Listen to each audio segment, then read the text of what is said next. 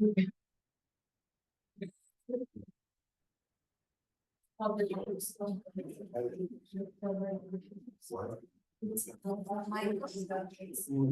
And 1 second to start.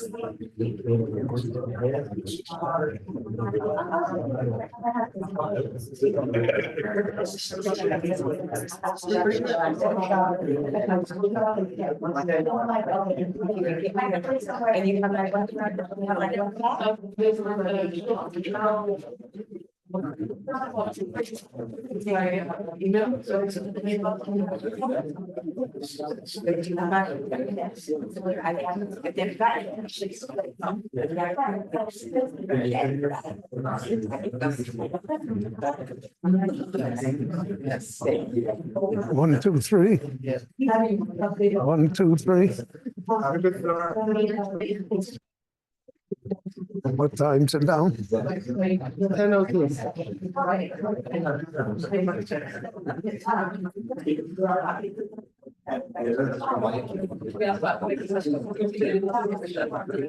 Dr. Tov, everyone. Very good Erev Shabbat to everybody.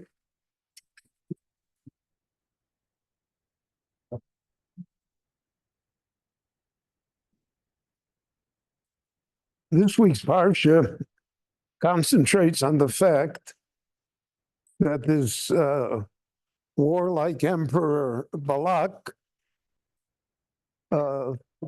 hires one of the great prophets of the world, Bilam, to come and curse the Jewish people.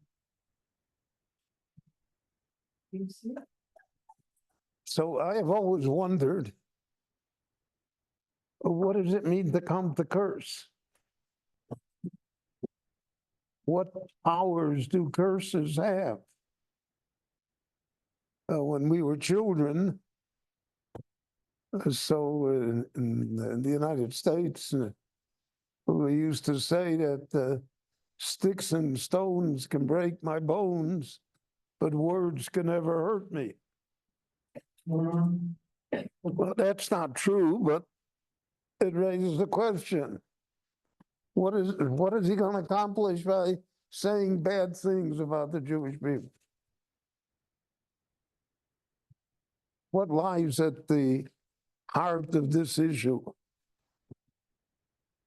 And why is Balak prepared to spend a great deal of wealth in order to accomplish this? And then when the Rebbeinu Shalom somehow converts the curses into blessings, so we adopt all the blessings, and we even included in our prayer service. So what lies behind all of this?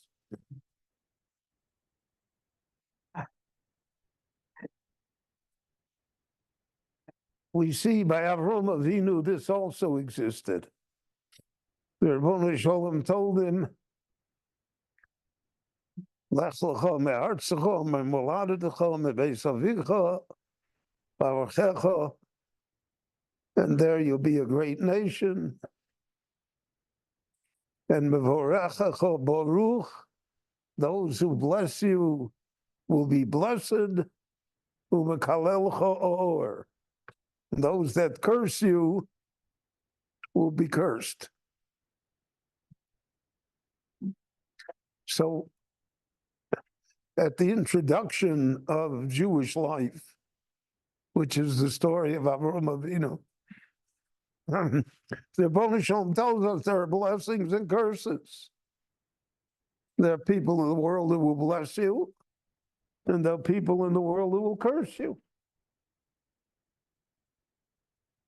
So what's the effect of that? So in our time, we could say, we know it to be true, that curses can be propaganda. You say it long enough and loud enough, it takes on reality. And therefore, it becomes a potent weapon. That was the story in Germany. That was the story in the Soviet Union. That's the story with the Muslim world. That's the story with the progressive left. If you say it long enough, you repeat it long enough, and then it takes on a stature of its own. But that doesn't explain what happened here.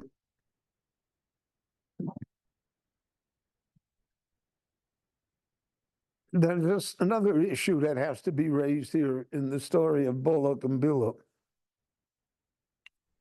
Why does Balak keep moving around? Try it from here, try it from here, so we'll go there. What does he gain by this? So if, the simple explanation is that they're pagans and they believe in all sorts of superstitions, and therefore, here it'll work and there it won't work. I always thought of it in terms of Wi-Fi. In this room, I have Wi-Fi. In this room, I don't have it. So in this room, I can't connect. In this room, I can connect. So maybe that's what Bullock has in mind. He says he can't connect to the forces of darkness from this angle, so we have to move, and you'll approach it from a different angle, and the reception will be better. But I think there's a deeper meaning to this, which helps us with the first question as well.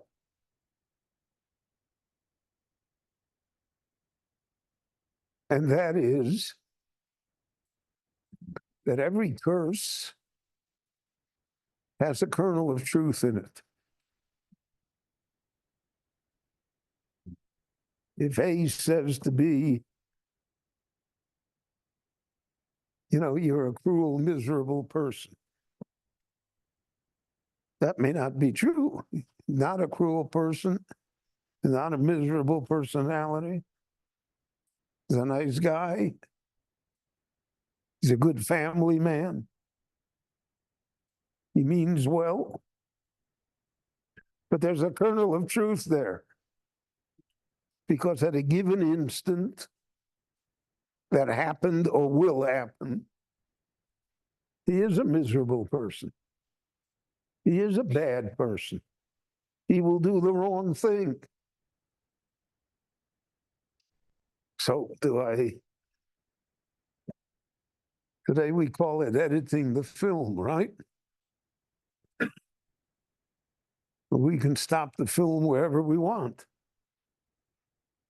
And therefore, even an off-the-cuff remark that the person never meant to be taken literally, but if you edit the film, that's what he said. And in the jungle of politics that we live in, this is the usual way that it works.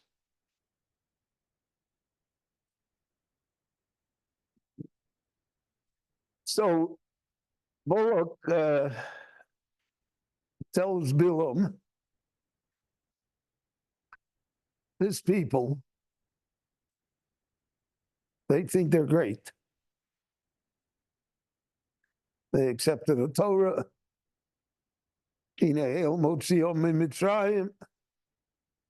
They think God took them out of Egypt. They think there are people that live with miracles. They're not subject to the ordinary laws of nature and of history. They can do whatever they want. Hu yoshev mimuli, and the Jewish people dwell head on with me. In other words, I'm looking at them straight, not at any angle. If I look at them straight, I'm afraid that they will consume me. You come and curse them. In order to curse, you have to see it at an angle. You can't see it straight. You have to pick and choose. If you look at the Jewish people as a whole, wow. But if you pick it apart a little, if you're what we call investigative journalism, you concentrate on one issue or one mode of behavior or a certain proportion of people that are not so great anymore. Far from it, just the opposite. So Balak keeps on moving Bilam around because they're looking for the place that has the best reception. They're looking for the place where he can see the Jewish people, not as a whole, because that's who Yoshev Mimuli. They dwell facing me, opposite me, so I see the whole picture. And Rashi says that, right? It says, Vayaris Kseyom. He saw only an edge of the people. He took him to a place where you don't see the whole, but you see a portion.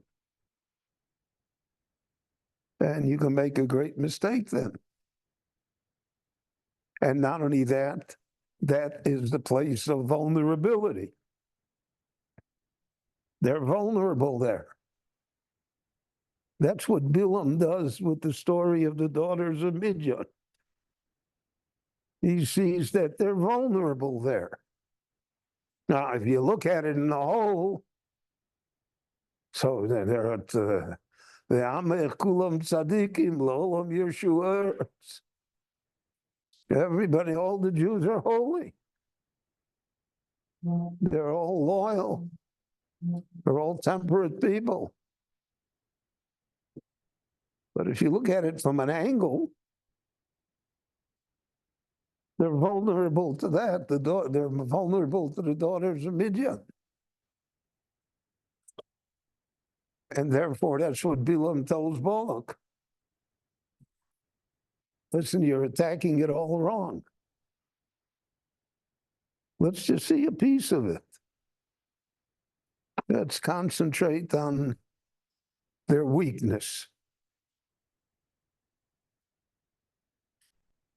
And that leads to the destruction of the plague, and the thousands that die, and to the fact that the tribe of Shimon is decimated and never really recovers, because that's a piece of the puzzle. And you will notice throughout Jewish history, throughout the story of the Jewish people.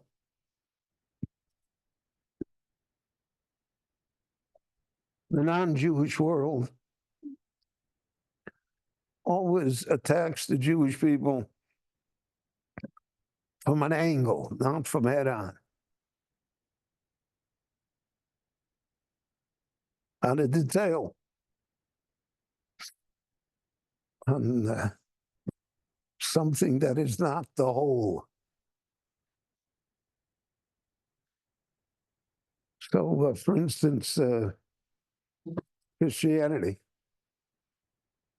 So, the positive things in Christianity are almost 100% Jewish. The theology, the value system, the belief in an afterlife, kindness, charity, faith. So we're not vulnerable on that. But there's one issue that we are vulnerable, and that's the narrative of the New Testament. And that becomes the focal point of the entire relationship.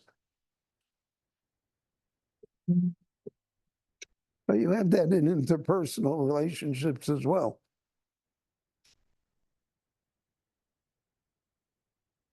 That we judge people by the most minute of criteria, and not by the whole person. I remember when my daughters were looking for a husband, or when their husbands were looking for them.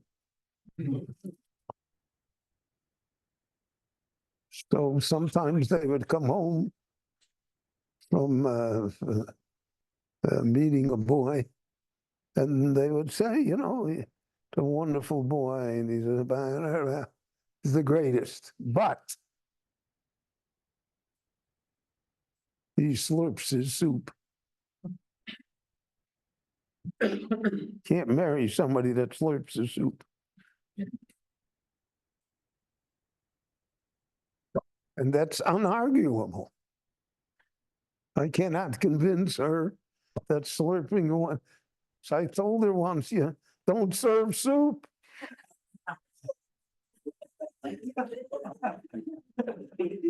That's the problem, then, you know. But that's human nature. The human nature is that the smallest detail is what turns us off, colors the entire conversation. It makes it so can't do it. So Bullock and Bilam are looking, if they slurp soup, they're looking for the littlest thing that they're vulnerable on. So therefore, he keeps on moving them around. We don't see it from here. Maybe you'll see it from here. Don't see it from here. Maybe we'll see it from there. Somewhere we're going to see it. Because everybody has a slurping soup moment.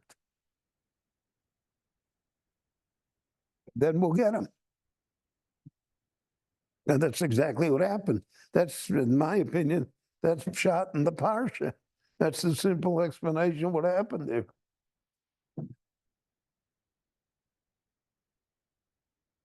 So it's not the curse. It's not the words of the curse that destroy. It's the discovery of the vulnerability. Because without that vulnerability, one can never come to curse anybody. You only curse somebody because you think you're right and the person is wrong. There has to be a kernel of truth to all of this. Can't just make it up all. And if you somehow are a student of the propaganda of the Nazis, which goes all the way back to Martin Luther and before, You see that it's only the vulnerability of the Jews that brings this about. And different people will see different vulnerabilities. Jews are communists, Jews are capitalists. We're guilty on both ends. Jews take the best jobs. Jews are parasites.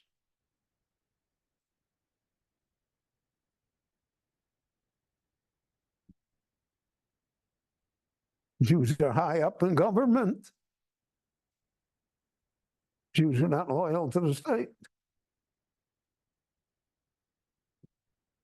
So that's the angle that Bullock and Bilam are looking for. They're looking for that vulnerability which exists. And that is the curse. The curse is not the words, it's the existence of that vulnerability. The fact that there is a place where accusations are not 100% false. And therefore bad things can happen. The Mefarshim say by Avraham Avinu, it's a really a Hasidic interpretation, that the Bnei Shalom said, "B'varachecha baruch," those that bless you will be blessed, "U'mekalelcha or." So the rabbis say it should say "U'mekalelcha akalel." I'll curse the cursers. Why does it say or?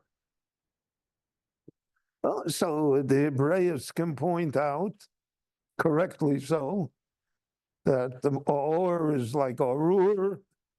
It's the same root as curse. So therefore we can understand that those that curse you, or I will curse. But the Hasidic masters said, the or, from the word or, light, I will enlighten them. So they'll be able to see more than the vulnerability.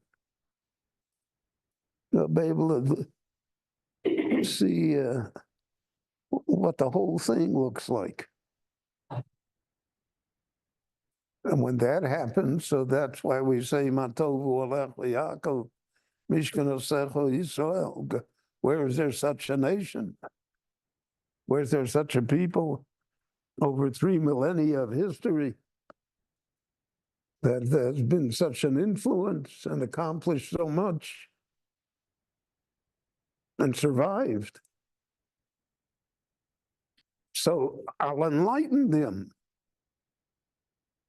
I'll make them see more. And just as in the Hasidic world, they use that idea in that posuk, so in the world of the Bali Musar, they use the same idea to the end of Kohelet. Sof Dovor Akol Nishma. Shlomo HaMelech says, the conclusion of this entire discussion, 12 chapters of wisdom. We've said everything there is to be said. Yes, so Elohim Yireh, fear God, Ves mitzvos of Shmor, and observe his commandments. And then the conclusion of Kohelet, after all of these chapters of wisdom, Tizek Kol Ha'adam.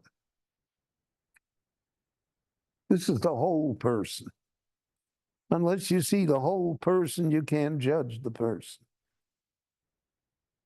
That's what Chazal meant when they said, Al todin es chavercha ad shetagia limkomo. You cannot judge others if you're not, so to speak, in the same situation. That's the whole person. And the whole person may truly have a detail or two that annoys you, around that somehow irritates you, but that's not the whole person. And you have to try and see the whole person. And it's not easy in life because it's the things that annoy us that stick with us. But that's not how to look at people. And that's the reason that Chazal called Bilam a Rosha, an evil person, even though he's a great prophet. I see the visions of God, but he's an evil person because he only wants to pick and choose the parts that annoy him. And if people do that, then they can justify curses against people, violence against people, all of the negativity that exists in the world is based on this. I have seen your vulnerability. You think you're perfect, you're only 99% perfect. And I'm going to talk about the 1%. And that's true, and all of us see that in political life, in social life, and even in family.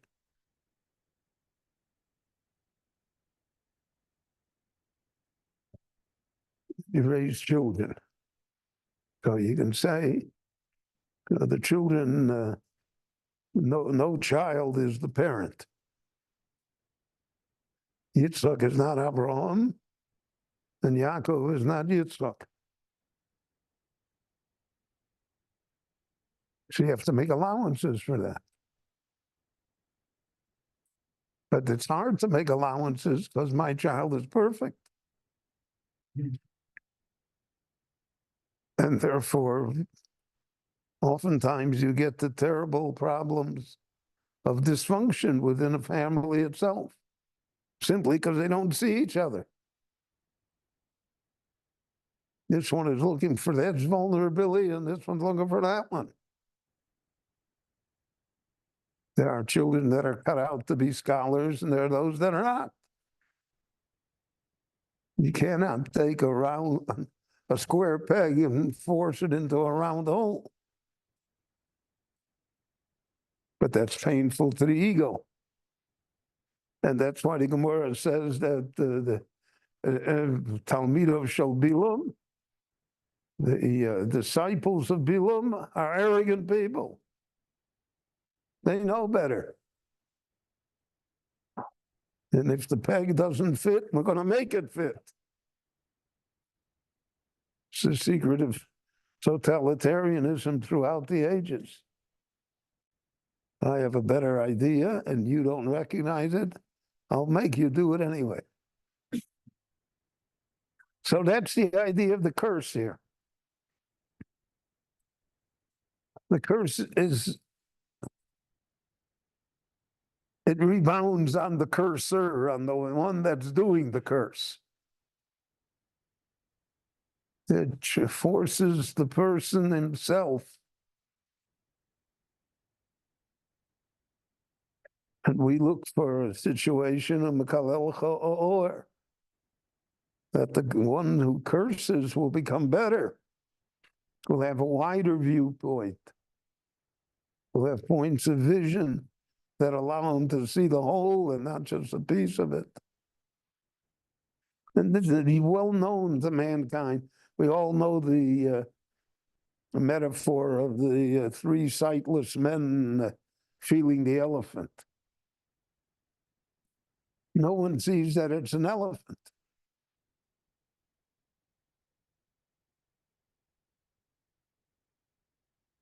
That's Bilam's weakness. And that's what Bilam attempts to exploit. And because of that, therefore,